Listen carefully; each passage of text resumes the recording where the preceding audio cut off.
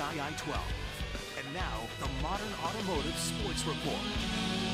Welcome to the Saturday edition of High School Playbook. John Johnson alongside Chanel Porter. Chanel, we dodged some raindrops.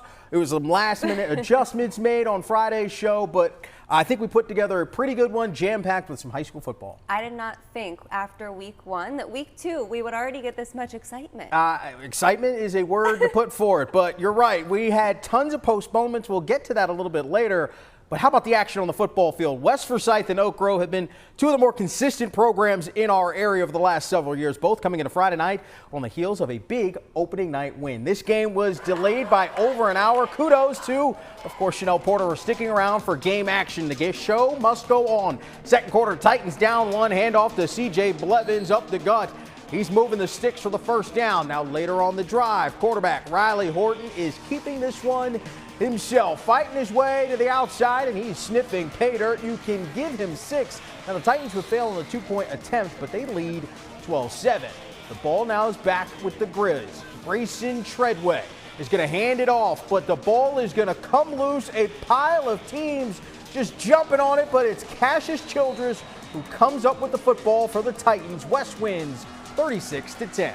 What a game. While the junior Raiderettes on the sideline cheering on Reagan as they face Mooresville, trailing 6-0 in the first. Jacob Smith with a big mistake here for Reagan. His pass is intercepted by Darian Reed, and he's taking it back to the house. A pick 6 for the Blue Devils as Reagan trails 12-0 early. Second quarter now, the Raider offense gets going. Smith looking long, finding Jerry Summers. What a catch as he outleaps the defender 30 yards on the play. That sets up the Raiders going into the bag of tricks, faking confusion, only to set up Elijah Davis on the Philly special. Smith with the reception for the touchdown. What a play by the Raiders to get within a score, and Reagan ends up completing that comeback, 34-28 final. Now, to say it's been a tough 2 weeks for Eastern Randolph and the community would be a bit of an understatement. Dealing with a local tragedy, the football teams have been the guiding light, which brings us to Friday night's home opener. It's also our game of the week. Late starts mean highlights aren't coming from Chris Peterson this week, coming from myself. First quarter, Ashboro strikes first. Logan Laughlin looking down the field. He connects with Elijah Woodle in stride, a 36-yard house call, and we got a score in a flash. Blue Comet strike again, this time turning the run game inside the red zone. Aiden Robinson powers his way through for the 14-point lead.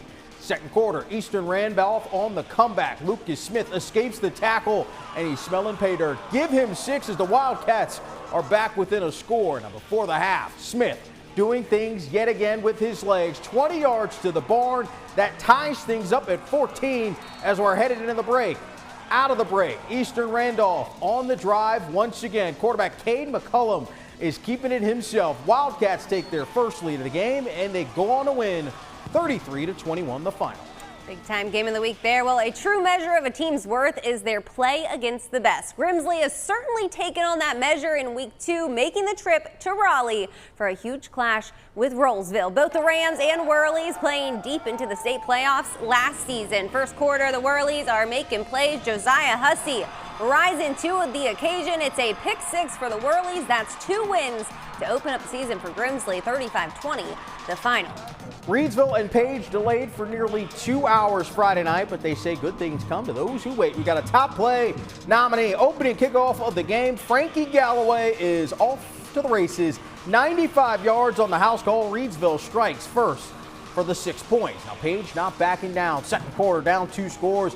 Why not go for the home run play and skip all that short yardage stuff? It's a home run ball, 50 yards on the score. Just like that, Page is back in this football game, down a score. But you don't call yourselves the football capital of North Carolina for nothing. Reedsville making plays when it mattered most. Deontay Neal around the edge for the score. The Rams pick up the road win, 41-21. No delayed start here. Tabor and North Forsyth meeting on time and under the lights. Second offensive possession of the game for the Spartans. Lane Albright gives it to Jamarius Hunter, and he's smelling pay dirt. The 3-yard score as Tabor leads 6-0. Vikings hanging around in the first half thanks to the defense. The Spartan screen is snuffed out by Xavier Johnson for a big loss, and back to Tabor's offense. Albright getting it done through the air this time, connecting with Lucas Pereira.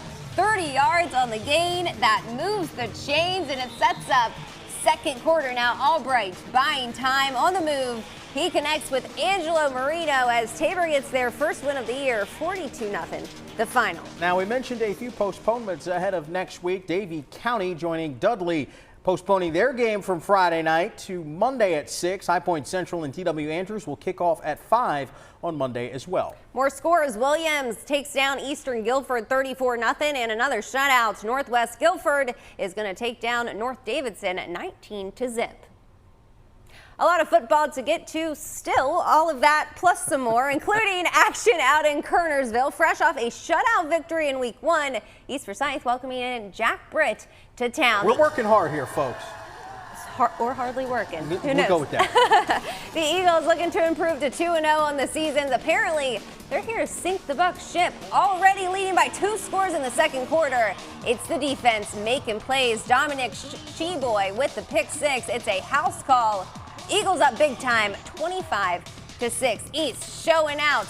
They can score on offense as well. The Carolina commit Bryce Baker calling his own number over the left side. He is in for the score as East Forsyth increases the lead and cruises to a victory. Lots of cheers at the Eagles' nest as East wins it 56-12. Friday Night Lights at Deaton-Thompson Stadium. Reynolds hosting the Cowboys of Southwest Guilford's Demons are going to open up the scoring. Tommy Elrod connects with Joe Crowley, and Big Joe is breaking tackles. Give him 6 as Reynolds strikes first. Now later in the first half, Reynolds is looking for more. Elrod swings it out to Mac Murphy, and it's the return of the Mac. He's got a seam, and they're not going to get him. Reynolds is cruising up 2 scores. Now Southwest would strike back. Christian Johnson takes the snap, and this is one of the best individual plays you will see. How is this not a top play? He's breaking all sorts of tackles and keeps the puppies in. Give him 6. How about them Cowboys for the score?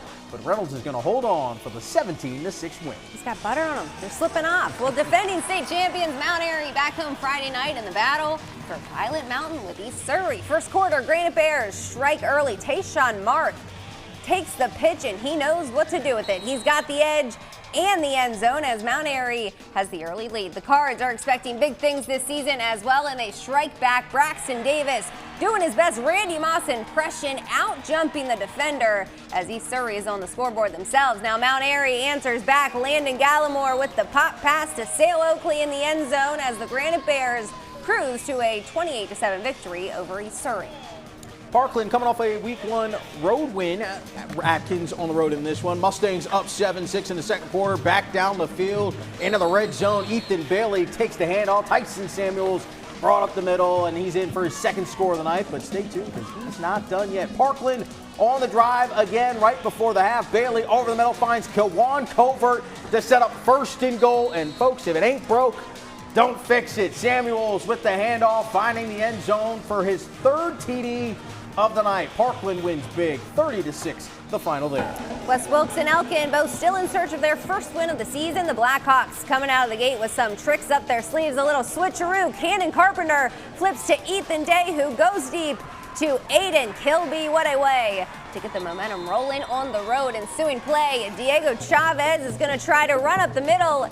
He gets stuffed and loses the football, and the Bucks will come up with it. West Wilkes holding on to a 3-0 lead. A low-scoring game here. Carpenter snaps the ball, decides to do it all himself. He seeks through the middle, making moves and taking it to the house. 2 minutes to go.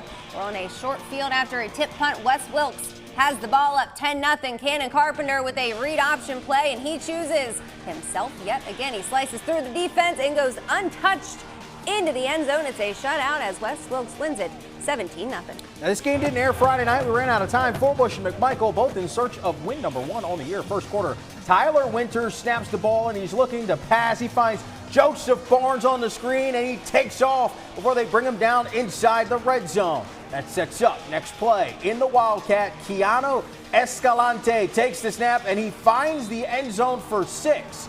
Give him a nice little TD there. Second quarter, Forbush is looking to expand that lead. Winters drops back to pass, and he throws a dime right to the opposite end as it's Nate Harris with the interception. Oh, it's an interception, folks. They tricked everyone. It was a dime, but we tricked you. Falcons going to win 21-14, the final there. What a night of high school football it was on a Friday. Can't believe it's only week 2. they need to strap me to IV after this week. That's how tough this week was. I was back and forth game to game trying to figure out who was going to start in time. We just never knew. We never knew, but you know what? We got it done. A bunch of games, and we're hoping to have a bunch more games for week 3. If you missed any of the action, don't worry. Next Friday, we'll have full coverage again of High School Playbook. For Chanel Porter, I'm John Johnson. Have a great morning.